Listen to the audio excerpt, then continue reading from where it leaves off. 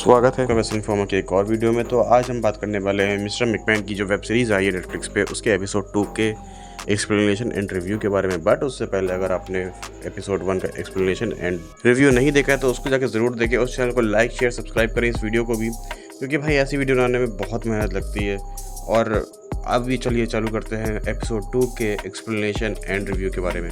तो भाई ये वीडियो वेब सीरीज़ का एपिसोड 2 स्टार्ट होता है 1985 में, जब सैटरडे मेन इवेंट को जो स्टार्ट करते हैं विंस मैकमैन। और ये शो काफ़ी अच्छा जा रहा होता है, बट ये उतना ही हेडेक बन जाता है वहाँ के रेसलर के लिए, क्योंकि ना तो कोई शेड्यूल होता है, ना कोई उन्हें कॉन्ट्रैक्ट मिला होता है, और ना ही उनके पास इसको जवाब देने के लिए कोई यूनियन होती है।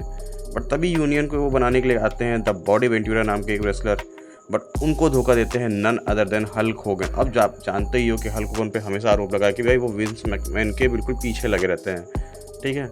बट होता क्या है इसके बाद कि भाई इस चीज़ को बिल्कुल ही मतलब जो है फिर विंस मैकमैन अच्छे से लेते हैं और अच्छे से ली भी जाती है बाकी रेसलर की। बट उसके बाद वो क्या करते हैं, रेसलमेनिया 2 करते हैं, जो कि अलग अलग 3 सिटी में करते हैं। और भाई क्योंकि विंस मैकमैन सब जगह नहीं हो पाते हैं, इस वजह से ऑफकोर्स ये चीज़ें नीचे जानी थी। अब जहाँ वो थे वहाँ से तो अच्छा होता है, लेकिन भाई बाकी जगह पे तो दोनों सिटी में वो फ्लॉप हो जाता है। ऑलमोस्ट रेसलमेनिया 2 एक कमर्शियली सक्सेस होता है, बट ऐसे वो फ्लॉप होता है, ठीक है, एक्सपीरियंस के हिसाब से। बट फिर रेसलमेनिया 3 को भाई, अब रेसलमेनिया 2 की चोट की वजह से रेसलमेनिया 3 को विंस मैकमैन बहुत ही जाइंट बनाना चाहते हैं। तो उनके दिमाग में जाइंट आइडिया आता है कि वो आंड्रे द जाइंट को वापस लेके आएंगे। वो जाते हैं, वो एक फिल्म की शूटिंग कर रहे होते हैं, बट तभी वो आंड्रे द जाइंट से पूछते हैं क्या तुम रेसल कर पाओगे। वो उनकी हिप की सर्जरी करने के लिए बोलते हैं। उसके बाद भी वो पूरी परफॉर्मेंस उनकी अच्छी नहीं होती है, क्योंकि भाई वो सर्जरी करके जस्ट लौटे होते हैं। वो जाते हैं, चैलेंज करते हैं हल्क होगन को। और रेसलमेनिया 3 में जो Hulk Hogan versus Andre the giant की मैच होती है, उसमें आंड्रे द जायंट सरप्राइजिंगली एक हील होते हैं, क्योंकि इससे पहले उनके अधिकतर कैरेक्टर फेस होते हैं। बट विंस मैकमैन चाहते थे कि वो अपना करियर एज अ हील जो है ख़त्म करें, ठीक है, जैसे हम लोग जॉन सीना का चाहते हैं कि एटलीस्ट एक टाइम तो हील हमें देखने को मिले। बट तो होता क्या है कि आंड्रे द जायंट आते हैं और वो हल्क होगन से हार जाते हैं। हल्क होगन को भाई ये बिल्कुल पता नहीं होता है सरप्राइजिंगली कि जो है भाई वो जीतेंगे। बस विंस मैकमैन ने कहा था कि तुम जायंट पे भरोसा करना, वो संभाल लेगा। और आंड्रे द जायंट वो यही करते हैं, वो पासिंग द टॉर्च करते हैं, उनसे बोलते हैं मुझे स्लैम करो, और उसके बाद भाई हल्क होगन जीत जाते हैं। और ये हल्क होगन के करियर में बहुत बड़ी विक्ट्री थी, ऐसा हल्क होगन ने खुद कहा है। और ऑफकोर्स भाई वो विक्ट्री आज भी आप देखो, भले वो मैच अनऑफिशियली बहुत बार हो चुका था, बट जो ऑफिशियली रेसलमेनिया 3 में हुआ वो मैच बहुत ही अच्छा माना जाता है हल्क होगन के करियर के लिए, ठीक है। बट फिर इसके साथ ही डेव मेलज़र काफ़ी जो अच्छे खासे फैक्ट्स बताते हैं कि भाई वहाँ पे जो अटेंडेंस बताई गई थी वो फॉल्स बताई गई थी। वो 93,000 का अटेंडेंस नहीं था, वो 78,000 का था। तो ऐसे ही काफ़ी चीज़ें बताई जाती है। बट रेसलमेनिया 3 कामयाब हो चुकी थी, जो कि विंस मैकमैन की अकॉर्डिंग होनी चाहिए थी। अब इसके बाद क्या होता है ना कि हल्क होगन को भी ऐसे लोग देख के मुझे लगता है थोड़ा बोर हो रहे होते हैं, तो हल्क होगन डिसाइड करते हैं कि वो हॉलीवुड में जाएंगे। अब भाई विंस मैकमैन सोचते हैं कि मैंने इसके ऊपर इतना दांव खेला है, इतना इसके लिए किया है, उसके बाद ये एकदम से हॉलीवुड में जा रहा है। तो हल्क होगन को ऑफर करते हैं कि चलो हम लोग मूवी बनाते हैं, ठीक है। फिर वो हल्क होगन और वो दोनों साथ में बैठ के स्क्रिप्ट लिखते हैं, मूवी बनाते हैं, जो कि फ्लॉप हो जाती है, क्योंकि भाई विंस को कोई आइडिया नहीं था। ऐसा करके केवल उन्होंने हल्क होगन के हॉलीवुड में जाने के टाइम को थोड़ा सा स्लो कर दिया था, ठीक है। उसके अलावा बाद में होता यही है कि भाई हल्क होगन चले जाते हैं। बट हल्क होगन जाने से पहले क्या करते हैं, वो रेसलमेनिया 6 में अल्टीमेट वॉरियर को पासिंग द टॉर्च करते हैं वो भी, और भाई अल्टीमेट वॉरियर से वो हार जाते हैं अपना टाइटल। बट अल्टीमेट वॉरियर काफ़ी नए थे और काफ़ी चीज़ें थी जिसकी वजह से अल्टीमेट वॉरियर आगे नहीं बढ़ पाए, ठीक है, हल्क होगन की बराबरी नहीं कर पाए।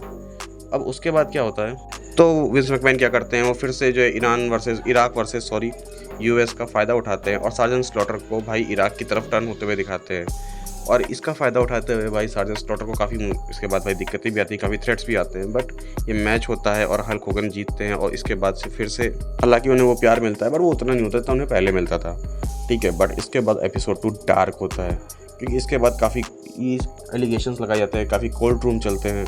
होता क्या है कि डॉक्टर जॉर्ज नाम के एक डॉक्टर थे जिनके ऊपर आरोप लगता है कि वो स्टेरॉइड्स बेचते हैं रेसलर को, ठीक है। इसके बारे में तो भाई फिल्म मैचनिक ने करके बहुत तगड़े से बजाया है WWF को उस टाइम पे।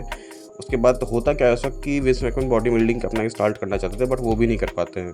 वो न्यू पॉलिसी भी लाने की कोशिश करते हैं स्टेरॉइड्स को लेकर दिखाने के लिए, बट फिल्म मैचनिक जो होते हैं वो बिल्कुल भाई उनको बिल्कुल भी मौका नहीं देते। और जैसे ही उन्होंने स्टेरॉइड्स की बात स्टार्ट की थी उनके पास, तो उनके पास ऐसे ऐसे मैसेज आते हैं भाई, वुमन हरेसमेंट का केस लगता है, जिमी स्नोका के ऊपर, फिर मतलब ऐसे बहुत सी चीज़ें क्योंकि वो अपनी जीएफ को जो है मारपीट देते हैं। तो ये काफ़ी चीज़ें चल रही होती हैं बैक स्टेज, काफ़ी केओस चल रहा होता है WWE में।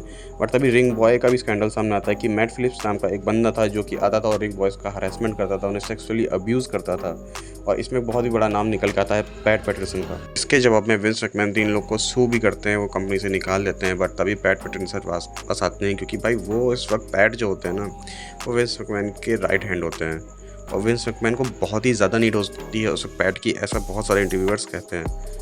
ठीक है, फिर इसके बाद एक और काफ़ी मामला उठता है रिटा मरी का। रिटा मरी एक रेफरी होती है जो कि पहली वुमेन्स रेफरी होती हैं। उनके सेक्सुअल असॉल्ट के बारे में पता चलता है। पहले तो विंस मैकमैन उन्हें काफ़ी बढ़ाते हैं, बट फिर भाई जब उनका सेक्सुअल अब्यूज़मेंट का केस सामने आता है तो पता चलता है कि वो क्या डार्क रियलिटी थी, क्या क्या उनके साथ हो रहा था। बट इसके खिलाफ कुछ होता नहीं है, ठीक है। लेकिन उधर फिल जो मशीनिक थे भाई, वो तो अपनी खबरें छाप रहे थे, वो तो रगड़ रहे थे। और इवन उनकी न्यूज़ का ये इम्पैक्ट हो रहा होता है कि फेडरल कोर्ट आती है और उनके उस बात पर एक कोर्ट केस भी चला देती है विंस के ऊपर, ठीक है। और इसमें अगर ये होता ना कि भाई अगर भाई गिल्टी वो पाए जाते हैं तो उन्हें $5 लाख का फाइन लगता उस टाइम पे, सोचो। और 11 साल की जेल भी होती, मतलब WWF भी ख़त्म हो जाती, ठीक है। और तभी एक और नाइटमेयर सामने आता है विंस के, वो होते हैं टेड टर्नर। टेड टर्नर क्या करते हैं, वो हल्क होगन के पास जाते हैं और भाई उनको WCW पे हायर कर लेते हैं। वो उन्हें एक ऐसा कॉन्ट्रैक्ट देते हैं कि भाई आपको साल में 30 अपीयरेंस देनी है, आप मूवी भी कर सकते हो, अपनी फैमिली को टाइम भी दे सकते हो, पैसा भी देंगे। मतलब इतनी अच्छी डील देते हैं, जैसे कि आजकल AEW के बारे में आपने सुना होगा, वो भी काफ़ी ऐसी डील देती है रेसलर्स को। तो भाई ऐसा करने की वजह से हल्क होगन उधर चले जाते हैं, ठीक है।